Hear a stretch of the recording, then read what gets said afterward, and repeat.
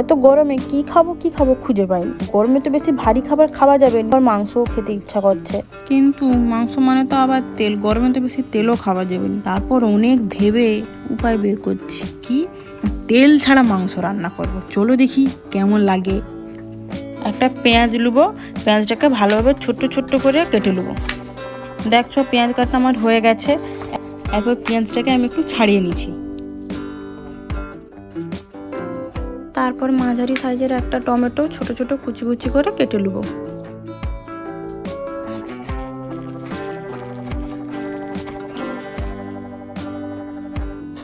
তারপর আলুগুলাকে ভালোভাবে ছাড়িয়ে দেবো।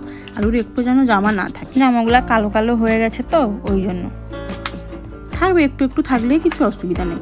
তারপর আলুগুলাকে দুভাগ করে কেটে নেব। এরপর ধনে পাতাটাও কেটে নেব।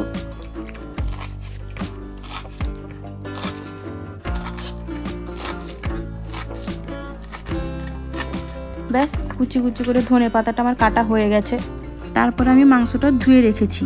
ধুয়ে রাখার পর দিয়ে দেবো পরিমাণ মতো লবণ, আর দেবো 1 চামচ হলুদ, তারপর দেবো 1 চামচ লঙ্কার গুঁড়া, আর দেবো কাশ্মীরি লঙ্কা গুঁড়ো। আপনাদের কাছে থাকলে দিবেন, না হলে দিতে হবে না। এরপর দেবো জিরা গুঁড়া, আর দেবো ধনে গুঁড়া 1 চামচ করে। তারপর 1.5 চামচ দেবো আদা রসুন বাটা। তারপর যে পেঁয়াজটা কুচি করে রাখছিলাম কেটে কেটে, সেই পেঁয়াজটা দিয়ে দেবো। সব দেওয়া হয়ে গেল। এরপর ভালো করে চটকে চটকে মাংসটাকে বেশ মাখিয়ে নেবো। সব মশলাগুলো যেন সুন্দরভাবে প্রত্যেকটা মাংসতে লেগে যায়। ব্যাস আমার হয়ে গেল। ভালোভাবে মাখানোর পর এরপর একটা কাঁচা লঙ্কা মাঝখান থেকে চিরা দিয়ে দেবো। তারপর অ্যালুমিনিয়াম ফয়েল দিয়ে কিছুক্ষণ ঢাকা দিয়ে দেবো। এরপর একটা গুঁড়া মশলা তৈরি করব। তার জন্য কি কি লাগবে বলো তো? তার জন্য আমি এই যে 3টে এলাচ দিচ্ছি, আর দিচ্ছি গোলমরিচ, দিচ্ছি হচ্ছে লবঙ্গ আর কাঠ। একটু ভেজে নেবো। ভেজে টেজে নেবার পর একটা প্লেটে একটু ঠান্ডা করে নেবো। ঠান্ডা যখন হয়ে যাবে তারপর একটা মিক্সিতে ওটাকে গুঁড়া করে নেবো।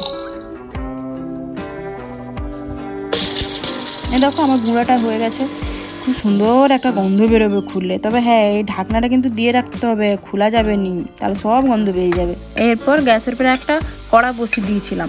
কড়াটা হালকা গরম হয়ে যেতে যে মাংস মাখাটা ছিল সেটা দিয়ে দিচ্ছি। তো তেল কিন্তু আমি ব্যবহার করিনি, যেই বাটিতে মাখিয়ে রেখেছিলাম না, সে বাটিতে একটুখানি জল ধুয়ে মাংসের মধ্যে দিয়ে দিলাম। জল বেশি কিন্তু এদের দিবা যাবে নি, একটুখানি মশলাটা ওই ধুয়ে আমি দিয়ে দিচ্ছি। ব্যাস হয়ে গেল। এরপরে একটু এদিক ওদিক একটু নাড়বো। ব্যাস নাড়া হয়ে গেলে তারপর যে আলুগুলো কেটে রাখছিলাম সে আলুগুলো দিয়ে দেবো। আর যে টমেটোটা কুচি কুচি করে কেটে রাখছি সেটাও দিয়ে দেবো। দেওয়ার পর একটু নেড়ে নেবো।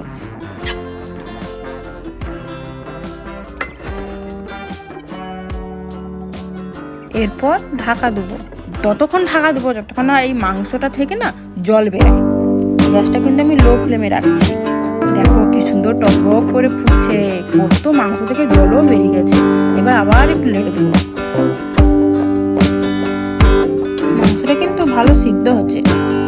আলুটা এখনো হয়নি, আলুটা একটুখানি বাকি আছে। তবে আর কিন্তু চাপা দেবো।